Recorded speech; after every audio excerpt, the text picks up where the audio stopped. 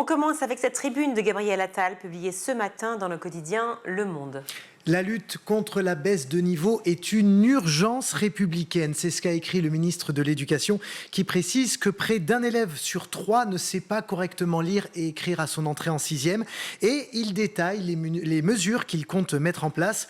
D'abord, l'abolition des textes à trous dans les apprentissages au cours moyen et au collège. Ensuite, l'intégration d'un test de rédaction aux évaluations nationales qui concernent tous les élèves à l'entrée en 6e pour détecter, je cite, les fragilités des uns et les talents des autres.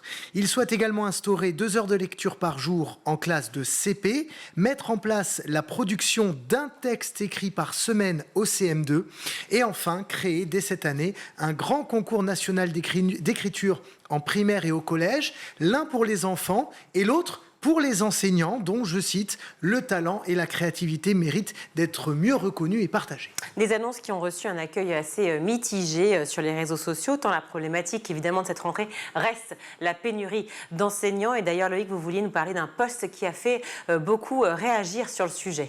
Une capture d'écran qui a été vue 4 millions de fois sur X, anciennement Twitter, qui a mis les feux aux poudres effectivement ces derniers jours. On y découvre l'emploi du temps d'une classe de terminale à Champigny-sur-Marne, c'est en région parisienne. Et vous le voyez, sur les 5 enseignants prévus dans la journée du mardi 12 septembre, 4 étaient absents, ça fait beaucoup. Immédiatement, beaucoup d'internautes ont quand même remis en cause la véracité de ce post en dénonçant une probable manipulation visuelle. Mais nos confrères de Check News, donc de Libération, confirment que ce post est bel et bien authentique. Ils ont d'ailleurs contacté le rectorat de l'Académie de Versailles qui leur a expliqué, je cite, « Il y a un double concours de circonstances. Sur 89 enseignants, nous avions 4 absents. » Et de fait, ils intervenaient tous le même jour dans la même classe. Mais là où la situation est encore plus préoccupante, si je puis dire, c'est lorsque le rectorat a expliqué que l'un des professeurs absents avait en fait effectué sa rentrée, mais il s'était mis immédiatement en arrêt maladie et que les 3 autres, qui sont des remplaçants et nouvellement affectés dans ce lycée, eh bien, ne se sont tout simplement pas présentés le jour de la rentrée. Et pourquoi ils n'ont pas été immédiatement remplacés? Alors ça, c'est une très bonne question qu'ont posée d'ailleurs nos amis de Check News au rectorat. Il invoque des difficultés à trouver et à contacter de nouveaux enseignants, mais aussi le respect du délai légal qui les oblige en fait à attendre avant d'enclencher le remplacement d'un prof qui ne s'est pas présenté.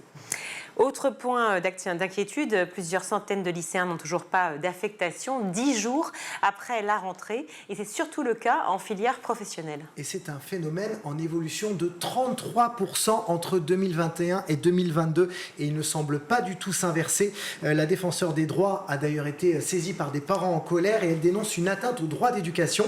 Alors concrètement, la plupart de ces jeunes ont choisi une option professionnelle qui n'existe pas dans leur lycée habituel, mais ils n'ont pas trouvé d'établissements aux alentours pour les accueillir. C'est le cas par exemple de Séverin qui témoigne dans Télérama et qui explique avoir choisi d'intégrer une terminale STMG avec une option RH, sauf que cette option n'existe pas dans son lycée actuel.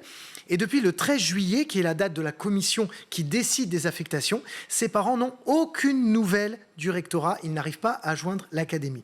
Donc, Séverin a dû abandonner l'option RH pour celle de marketing. Il est resté dans son établissement. Mais voilà une orientation subie et non pas choisie. Et comme lui, des centaines de jeunes sont aujourd'hui sans nouvelles de leur futur, là où d'autres ont des propositions, mais à 45 minutes de transport de chez eux.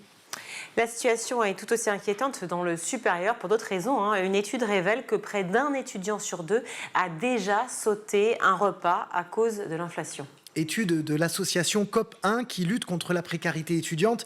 Elle nous dit effectivement que 46% des étudiants ont déjà sauté un repas à cause de la hausse des prix. Je vous propose d'écouter Benjamin Floïc, il est cofondateur de l'association COP1.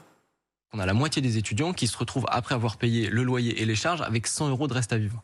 100 € de reste à vivre, enfin, je ne sais pas comment est-ce qu'on imagine vraiment vivre avec 100 € pour un mois complet pour faire ses courses alimentaires. Simplement pour les courses alimentaires, 100 € avec l'inflation, c'est vraiment rien du tout.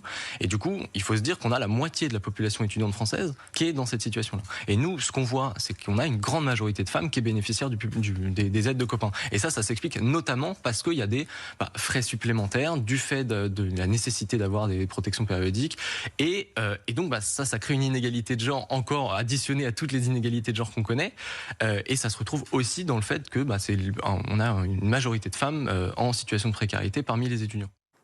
Et on termine avec une enseignante, Loïc, qui a demandé à ses élèves de ne plus se parfumer avant d'aller en cours, avant qu'ils viennent en cours. Alors, qu'est-ce que c'est ces histoires? Alors c'est vrai que dit comme ça peut paraître un peu extrême, mais il faut bien comprendre. En fait, cette prof de biologie dans un collège de Menton, près de Nice, fait des réactions inflammatoires au déodorant, au parfum, au gel et à la laque. Et elle est même reconnue travailleur handicapé pour cela. Donc, quelques jours après la rentrée, elle a écrit un mot aux parents pour leur demander de ne pas laisser leurs enfants se parfumer en cours quand ils ont évidemment classe avec elle. Mais c'est compliqué de l'aveu même des élèves puisqu'ils ont 2 heures de sport avant.